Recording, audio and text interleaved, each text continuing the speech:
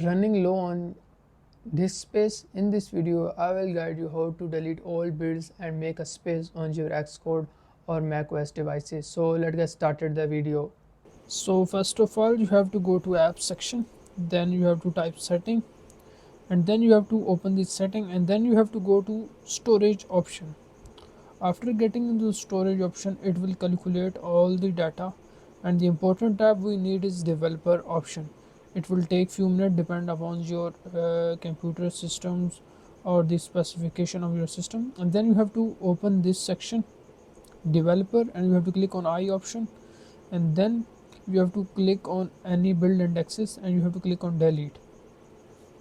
Okay, and then here you see project archive. When you click on project archives and you make the builds for the test flight or testing, all the data will be saved here. You have to click on this project archive, then you have to click on delete, then you have to click on all the stuff that is here one by one.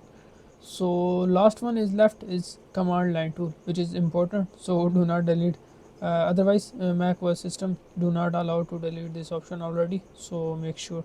Then you have to click on done. Hopefully you like this video, and see you in the next video. This is a very short video and short point, so hopefully see you in the next videos. Thanks for watching.